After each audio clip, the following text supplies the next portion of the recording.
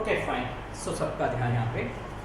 सो अब आता है नेक्स्ट टॉपिक जो है इसका, दैट इज इट्स इलेक्ट्रोनेगेटिविटी।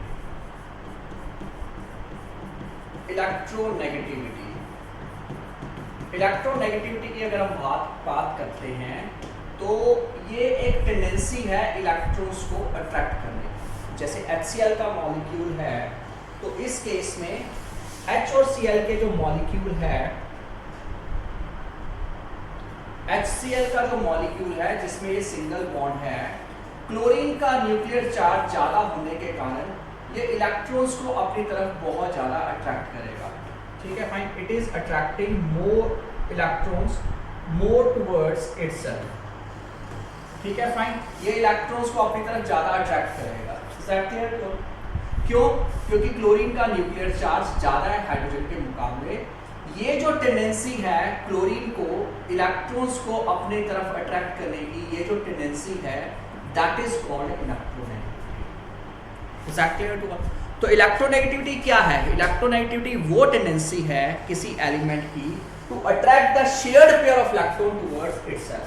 ये जो बॉन्ड है, ये जो बॉन्डेड इलेक्ट्रॉन है, ये शेयर्ड पेयर ऑफ इलेक्ट्रॉन है, ये अपनी तरफ अट्रैक्ट करने की जो टेंडेंसी है, दिस इज कॉल्ड इलेक्ट्रोनेगेटिविटी। ये डिफरेंट है, इलेक्ट्रॉन गेन एंथैल्पी से डिफरेंट है। क्या डिफरेंट है इलेक्ट्रॉन गेन एंथैल्पी से?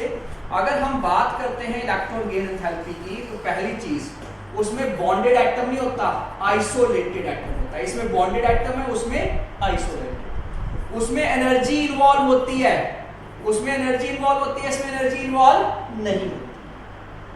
Is that clear to all? Fine. इसमें एनर्जी इन्वॉल्व नहीं होती, इसमें एनर्जी इन्वॉल्व।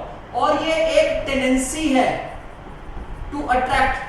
ठीक है फाइन, टेंडेंसी टू अट्रैक्ट है। इसमें टेंडेंसी नहीं है, इसमें इलेक्ट्रॉन गेन होता है। इसमें टेंडेंसी नहीं होती, इलेक्ट्रॉन सीधे गेन करता है, इलेक्ट्रॉन गेन एंथैल्पी। ठीक है फाइन, इलेक्ट्रोनेगेटिविटी में गेन नहीं करेगा, सिर्फ शेयर पेयर को अपनी तरफ अट्रैक्ट करेगा। ठीक वैसे ही जैसे एक कंडीशन है कि आपने मेरे को 100 रुपीज दिए, मैंने रख लिए तो मैंने गेन कर लिए। दूसरा, आपने मेरे को 100 रुपीज दिया, बोला सर कल मैं 100 रुपीज ले लूंगी, तो आपने 100 रुपीज लेने के लिए वापस बोला है, तो यानी कि वो मेरे नहीं है, वो मैंने आपने शेयर किया, वापस ले लोगे आप मेरे से जब आपको जरूरत पड़ेगी। समझ? तो वो इलेक्ट्रोनेगेटिविटी जो वापस ले लोगे और इलेक्ट्रॉन एंथैल्पी जो गेन कर लिया। Is that clear? So this is the basic difference between these two. Is that clear? Fine. So this is difference between electron gain enthalpy, electronegativity. अगर न्यूक्लियर चार्ज इंक्रीज करता है तो electronegativity क्या करेगी? Increase. बताया तो अलोंग द पीरियड इलेक्ट्रोनेगेटिविटी क्या करेगी? Increase. Along the period electronegativity क्या करेगी? इंक्रीज। क्यों? क्योंकि न्यूक्लियर चार्ज इंक्रीज करता है। डाउन द ग्रुप इलेक्ट्रोनेगेटिविटी क्या करेगी? डिक्रीज। क्यों डिक्रीज करेगी? क्योंकि न्यूक्लियर चार्ज क्या करता है? Decrease. Along the period nuclear charge बढ़ता है, इलेक्ट्रोनेगेटिविटी बढ़ेगी। Down the group nuclear charge कम होता है, इलेक्ट्रोनेगेटिविटी कम हो जाएगी। Is that clear? समझ आ गई बात सबको? ठीक है फाइन।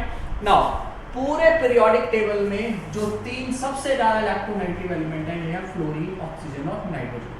आपने हमेशा याद रखना है FON, phone, fluorine, oxygen, nitrogen. Electronegativity सोची जाए तो सबसे ज्यादा इलेक्ट्रोनेगेटिविटी फ्लोरीन की, फिर ऑक्सीजन की, फिर नाइट्रोजन। इसमें कोई भी, जिसको बोलते हैं ना, कोई भी इसमें वो नहीं है, कंफ्यूजन नहीं होती है। There is a no change, no exception, no exception at all, there is no exception at all। समझ आ गई बात? इलेक्ट्रोनेगेटिविटी में कोई एक्सेप्शन नहीं होती, इसमें इलेक्ट्रॉन गेन एंथैल्पी में एक्सेप्शन होती है। इसमें सीधे स्टेट पर down the group decrease, along the period down the group decrease, along the period increase. और FON सबसे ज्यादा। आगे समझ? कोई डाउट तो नहीं? All is clear? ठीक है, okay fine. Now comes next part. Next part is electronegativity के बाद वैलेंसी। वैलेंसी का क्या मतलब? वैलेंसी होती है कंबाइनिंग कैपेसिटी विद हाइड्रोजन। कितने हाइड्रोजन किसी एलिमेंट से कंबाइन कर सकते हैं, दैट इज वैलेंसी। जितने वैलेंस शेल में इलेक्ट्रॉन होंगे उसके हिसाब से वैलेंसी चेंज होगी। लेकिन हाँ, ऑक्टेट पूरा तो वैलेंसी फिर नहीं चेंज होगी, ऑक्टेट पूरा करने के लिए वैलेंसी होती है। तो इसलिए बोलते हैं अगर हम डाउन द ग्रुप चलते हैं तो वैलेंसी पे कोई फर्क नहीं पड़ता, सेम रहती है वैलेंसी, ग्रुप में सेम रहती है। अलोंग द पीरियड मिडल तक बढ़ती है, मिडल के बाद कम होनी शुरू होती है। जैसे फ्लोरीन की वैलेंस शेल में 7 इलेक्ट्रॉन, एक ही चाहिए गेन करने को तो वैलेंसी 1। ऑक्सीजन के वैलेंस शेल में 6 इलेक्ट्रॉन, 2 ही चाहिए गेन करने को, वैलेंसी 2। हाइड्रोजन लिथियम की इलेक्ट्रॉन वैलेंस शेल में एक लॉस हो जाएगा तो वैलेंसी क्या हो जाएगी 1। बेरिलियम की वैलेंस शेल में 2 इलेक्ट्रॉन लॉस हो जाएंगे तो वैलेंसी 2। समझ गए? तो इसलिए मिडल तक बढ़ती है, मिडल के बाद सेम वैलेंसी। आगे समझ? ठीक है। सो आई होप वैलेंसी का भी कंसेप्ट क्लियर है। Now comes next part. Next part is it's metallic character and it is very important. Metallic character की अगर हम बात करते हैं, मेटालिक कैरेक्टर ये डिपेंड करता है इलेक्ट्रॉन लॉस के ऊपर। It depends on electron loss. Metallic character किस पे डिपेंड करता है? Loss of electron. जो जितना ज्यादा लॉस इलेक्ट्रॉन इजीली करेगा वो उतना अच्छा मेटल। जो जितना ज्यादा इजीली इलेक्ट्रॉन का लॉस करेगा वो उतना अच्छा क्या होगा? Metal. More easy the more greater the loss of electron, greater will be the metallic character. आगे बात समझ। Greater will be the metallic character. जितना ज्यादा लॉस करेगा उतना ज्यादा मेटालिक। समझ आ गई बात? समझ आ गई बात? तो अगर हम अलोंग द पीरियड चलेंगे तो मेटालिक कैरेक्टर क्या करेगा? डिक्रीज करेगा, क्योंकि इलेक्ट्रॉन लॉस डिक्रीज करता है अलोंग द पीरियड। और डाउन द ग्रुप चलेंगे तो मेटालिक कैरेक्टर क्या करेगा? इंक्रीज करेगा, क्योंकि इलेक्ट्रॉन लॉस इजी। तो इस तरफ जितने भी होंगे यहां तक, these all are non metals. ये क्या है? Non metals. ये नोबल गैसेज है, नोबल मेटल्स नहीं होती है तो रिएक्ट नहीं करती। समझ गए? तो ये सारे के सारे नॉन मेटल्स, और यहाँ पे ये सारे के सारे except hydrogen, these are non metals. Hydrogen is non metal. Is that clear to all? Fine. समझ आ गई? फाइन, ठीक है, फाइन। और इनमें से एल्यूमिनियम, जर्मेनियम, ये सारे के सारे ये मेटलॉइड्स बन जाते हैं। फिर उसके बाद मेटालिक कैरेक्टर बनना, क्योंकि इस तरफ को मेटल्स होंगे, इस तरफ को नॉन मेटल, बीच में मेटलॉइड्स, सेमी मेटल्स या मेटलॉइड्स। समझ आ गई बात सब? ठीक है, fine. So this is about metallic character. Metallic character में मेटल की अगर हम रिएक्टिविटी देखते हैं तो वो डिपेंड करती है लॉस ऑफ इलेक्ट्रॉन। जितना ज्यादा इजीली मेटल इलेक्ट्रॉन लॉस करेगा उतना ही ज्यादा मेटल रिएक्टिव होगा। जितना ज्यादा इजीली एलिमेंट गेन करेगा वो उतना अच्छा non metal. Metal loss of electron, non metal gain of electron. जो जितनी जल्दी इलेक्ट्रॉन लॉस करेगा वो उतना अच्छा मेटल, जो जितनी जल्दी गेन करेगा वो उतना अच्छा नॉन। Is that clear? समझ आ गई बात? ठीक है, फाइन। तो रिएक्टिविटी की बात करें, जितनी ज्यादा लॉस किया उतना ज्यादा रिएक्टिव, जितना ज्यादा गेन किया उतना कम रिएक्टिव। मेटल के ऑक्साइड बेसिक होते हैं। मेटल के ऑक्साइड क्या होते हैं बेटा? बेसिक। मेटल के oxides are basic in nature. क्योंकि मेटल के ऑक्साइड बेसिक इन नेचर होते हैं तो इसलिए हम बोलते हैं कि जितना ज्यादा मेटालिक कैरेक्टर होगा उसका बेसिक कैरेक्टर मेटल का ऑक्साइड का उतना ज्यादा। और नॉन मेटल के ऑक्साइड एसिडिक होते हैं तो जितना ज्यादा नॉन मेटालिक कैरेक्टर होगा उतने ज्यादा ऑक्साइड एसिडिक। समझ आ गई? नॉन मेटालिक कैरेक्टर ज्यादा, एसिडिक कैरेक्टर ज्यादा, मेटालिक कैरेक्टर ज्यादा, बेसिक कैरेक्टर ज्यादा ऑक्साइड्स का। ऑक्साइड यानी कि ऑक्सीजन के साथ जो कंबाइन करते हैं। आगे समझ? ऑक्सीजन के साथ जो कंबाइन करते हैं वो ऑक्साइड, जैसे sodium oxide, CO2 carbon dioxide. आगे समझ?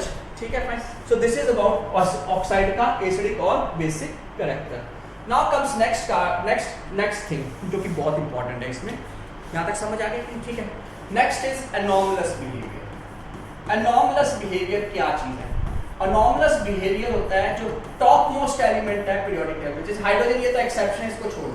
जैसे लिथियम फर्स्ट ग्रुप में, बेरिलियम सेकंड ग्रुप में, बोरोन 15 में, कार्बन 16, 17, 18, 19, ये नोबल गैसेज है, इनको अवॉइड करो। जो भी टॉप मोस्ट एलिमेंट है अपने अपने ग्रुप में उसका बिहेवियर बाकी एलिमेंट्स के मुकाबले डिफरेंट होता है। हर एक ग्रुप का जो टॉप मोस्ट एलिमेंट है उसका बिहेवियर बाकी एलिमेंट्स के बजाय थोड़ा डिफरेंट होता है। This is called anomalous behaviour. इसी को क्या बोलते हैं? एनॉमलस। रीजन क्या है? पहला रीजन स्मॉल साइज, क्योंकि साइज छोटा होता है इसलिए प्रॉपर्टी डिफरेंट। दूसरी चीज high ionisation enthalpy, ionisation enthalpy बहुत ज्यादा होता है। ठीक है। तीसरी चीज नो वेकेंट डी ऑर्बिटल। ये नो वेकेंट डी ऑर्बिटल का कंसेप्ट क्या है? नो वेकेंट डी ऑर्बिटल का मतलब जैसे आप लिथियम की कन्फिगरेशन करते हो तो it is 1s2 2s1, 2d exist नहीं करता। 2s2 2d एग्जिस्ट नहीं करता। 2s2 2p1 2d एग्जिस्ट नहीं करता। इसमें किसी में भी 2d एग्जिस्ट नहीं करता। उसके कारण प्रॉपर्टी चेंज होगी जो हम आपको जैसे जैसे केमिस्ट्री पढ़ते जाएंगे बताते जाएंगे। तो vacant D orbital chemical properties को मॉडिफाई। इसी तरह एक और प्रॉपर्टी होती है जिसको हम बोलते हैं diagonal ratio. Another property, it is called diagonal relationship. Now what is this diagonal relationship? Is that clear? तो how to see the diagonal relationship समझो. देखो, हम जब लिथियम से बेरिलियम की तरफ जाएंगे, तो आयनाइजेशन एनर्जी क्या करेगी? इंक्रीज. क्या करेगी? इंक्रीज. बेरिलियम से मैग्नीशियम पे जाएंगे तो आयनाइजेशन एनर्जी क्या करेगी? डिक्रीज. तो जितनी लिथियम की आयनाइजेशन एनर्जी उतनी ही मैग्नीशियम. एटॉमिक रेडिया लिथियम से बेरिलियम में जाएंगे तो एटॉमिक रेडिया डिक्रीज. बेरिलियम से मैग्नीशियम में जाएंगे एटॉमिक रेडिया इंक्रीज. जितना डिक्रीज उतना इंक्रीज. तो इनका लिथियम और मैग्नीशियम का एटॉमिक रेडिया क्या हो जाएगा? सेम. इलेक्ट्रोनेगेटिविटी लिथियम से बेरिलियम में जाते हैं तो इलेक्ट्रोनेगेटिविटी करती है इंक्रीज. अभी करवाया. लिथियम से अगर हम बेरिलियम में जाते हैं, तो इलेक्ट्रोनेगेटिविटी क्या करेगी? इंक्रीज. और बेरिलियम से अगर मैग्नीशियम तो डिक्रीज. तो जितनी इंक्रीज हुई उतनी डिक्रीज. तो लिथियम और मैग्नीशियम आपस में डायगोनल है एक दूसरे से, इसलिए इनके बीच में डायगोनल रिलेशनशिप. इसी तरह का डायगोनल रिलेशनशिप बेरिलियम और एल्युमिनियम के बीच में है, और इसी तरह का डायगोनल रिलेशनशिप बोरोन और सिलिकॉन. सिर्फ इन 3 पेयर्स में डायगोनल रिलेशनशिप होता है. बाकियों में क्योंकि एटॉमिक नंबर जब चेंज बढ़ता जाता है तो डी ऑर्बिटल्स कंट्रीब्यूट करना शुरू कर देते हैं. कई प्रॉपर्टीज चेंज हो जाती हैं जिसके कारण वो अल्टर हो जाती है प्रॉपर्टी, फिर सेम नहीं आती. सिर्फ इन्हीं में diagonal relationship. Is that clear? कोई डाउट? किसी को कोई डाउट है तो पूछ सकते हैं. एनी डाउट, जितना भी टॉपिक किए उसमें से कोई डाउट है यू कैन आस्क.